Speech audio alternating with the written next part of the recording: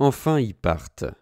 Je me dis, ils reviendront pas tout de suite, j'ai le temps d'aller chercher des nouvelles à Leicester. Je prends le bus et j'y suis. Eugen Bitz venait d'arriver. Il avait une pétoche comme j'en ai vu rarement. Je le vois encore tout grelottant dans sa redingote ajustée, avec son gros blaze qui tourne au mot, va raconter ses frayeurs au môme, ses oreilles décollées qui bougent à chaque mot, il tapote de ses doigts d'araignée le beau guéridon des Indes, comme s'il percutait les esprits. En vérité, les autorités y avaient donné 8 jours à Eugen Bitz pour quitter Londres et les îles britanniques. Ils avaient trouvé dans sa trousse des petits manuels pépères pour la confection de mutineries, incendies en tout genre dans les arsenaux de la flotte, les dépôts à grenades, l'état-major des troupes montées. La mère et les mômes avaient pu à temps prendre un bateau d'Espagne, mais lui risquait fort d'être fusillé là-bas même, étranglé, c'est-à-dire. La police du tsar le réclamait par télégramme pour lui faire passer à jamais le goût du haricot. Il était prêt à faire n'importe quoi, pourvu qu'on le cache. À notre coup de téléphone, il avait littéralement giclé vers nous. Quand Boro est descendu, ils se sont étreints, bien contents de se retrouver.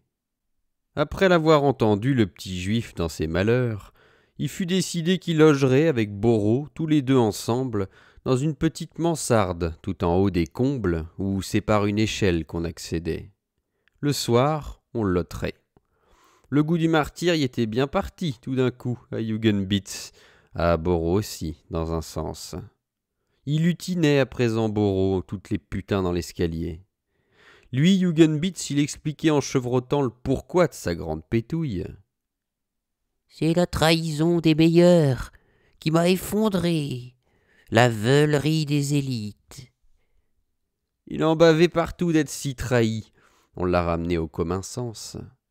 Faudrait qu'il passe la sonde à la môme à René, et puis à Suzanne, sans doute, qui se sentait drôle.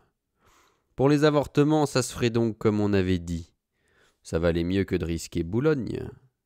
Mistress Council, elle avait une manière d'ignorer de plus en plus les réalités de la maison, sauf qu'on lui faisait des cadeaux, qu'elle en était gênée. Pour le pèse, on n'avait jamais tant eu de facilité. Les griffetons et les michets du civil, ils se bagarraient au cul des gonzesses pour reluire et payer. Aumône même, ça le grisait. Il parlait de plus faire l'artiste et de reprendre 2 mômes légères en guide. Alors Cantalou l'a calmé, d'autort. « J'aime mieux te jeter une livre par jour que de te voir mordre le tapin. T'es marqué, tu feras que des malheurs. T'aurais piqué encore une gonzesse comme Angèle, une fille installée. Tu pouvais, mais pour l'abattage, faut de la tête. T'en as plus. » Il se l'est tenu pour dit. Picoque et Rodriguez, je les voyais plus. « Ils sont dans la cuisine. » que m'a répondu Cantalou. Va pas les déranger. J'y fus quand même. Ça valait la peine. J'ai pas regretté. Ils avaient posé à même la grande table une bougie tout allumée qui vacillait. Pas d'autre lumière. Rodriguez voulait pas que j'entre, mais je voyais tout par le carreau. Enfin, il a bien voulu. « Mais il faut que tu la boucles, hein, surtout à ta femme. »« Ça va pas, que j'y fais. Tu m'as déjà pris à confesse. Si je parlais, tu seras plus là et con. »« C'est exact. À quoi que vous jouez ?» Il y avait Mioup sur le bord de la table. Picoque le caressait gentiment ronron. Fallait qu'il apprenne, tout doucement. Un chat, ça se traite jamais dur, tout en précaution. La bougie, elle tient juste debout, d'aplomb. Elle tremblote même, la flamèche vacille. Quand Mioup ronronne, tac! Suffit d'une pichenette d'un poil pour qu'elle se renverse. C'est marrant même. Faut un chat joueur et qui s'agace facilement. Ça s'entraîne avec un petit bigoudi en papier qui glisse après un fil, juste au ras de la bougie, plus près encore. C'est patient. Faut pas un chat coupé. Faut un chat bien indépendant, qu'aime pas qu'on l'emmerde. Il va mettre un garce-coup de griffe, mais c'est la calbombe qu'il serre et le fait tiquer, trop près des mirettes. Il détourne en boule, il est furibard le minet. C'est une comédie. Il balaye à coups de queue bien vache toute la surface. Faut le caresser alors, lui redonner de la confiance. Ça viendra. Faut pas qu'on insiste, qu'a fait Rodriguez. Ça rendrait méchant. Il apprendra vite, il est mariole de ronron. Maintenant, il va se taper la grande soucoupe. Rien que de la crème au chocolat, bien battue, de la mousseuse. Fallait pas qu'il se barre, fallait qu'il tienne à la maison, et qu'il y revienne, surtout, à n'importe quel prix. Il aimait pas trop les caresses. C'était un caractère. À moi-même, il me bigorne quelquefois la tronche pour que je l'agace. Peacock, il était seulement l'assistant dans l'affaire. Il avait pas à juger. « Tu vas le tourner en numéro, ton greffier ?» que j'y demande. « Tu vas en faire un artiste ?»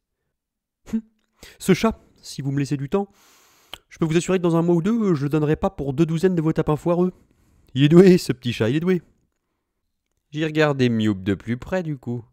Question d'être doué, il avait toujours un œil vert et l'autre gris, et l'oreille y était pas repoussée. Il avait les mêmes rages de gale qu'avant.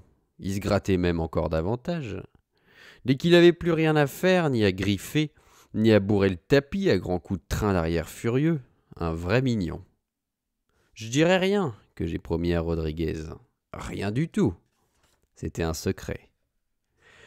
J'ai remonté là-haut avec les potes. C'était le dîner. Lawrence, le capitaine, avait pris pension aussi. Il venait d'être viré au Savoie. La direction, je crois, en avait marre de ces chèques sans provision. Il faisait plus très bien non plus comme déclassé. Il entrait plus dans la nouvelle élégance de la guerre cosmopolite. Il y avait des nouveaux endettés, des autres officiers encanaillés récemment qui portaient mieux encore la déchéance. La clientèle voulait du pourri inédit. On l'avait rejeté, Lawrence, plus ou moins. Il était plus beaucoup en état de comprendre. Il se débattait dans une bouteille parmi trop d'épaves. Chez nous, il tombait assez bien. Il nous gênait pas, on avait bu des mois à sa santé. Il verserait au fonds commun ce qu'on trouverait dans ses poches. Il dînait quand même en habit, avec un œillet. Ursule trouvait ça joliment enviable et désirait que Cantalou en fasse autant. Elle passait de l'extrême futilité à l'extrême accablement, Ursule, sans qu'on en soit averti. C'était la ménopause déjà, pour elle. Hugenbitz lui a dit qu'était gaffeur comme pas un. Ce fut même sa première malade dans la maison. Là-haut, dans la soupente, Hugenbitz y voulait toute la place pour ses bouquins, et Borrow aussi pour les siens. À table, j'ai cru déjà qu'ils allaient se battre.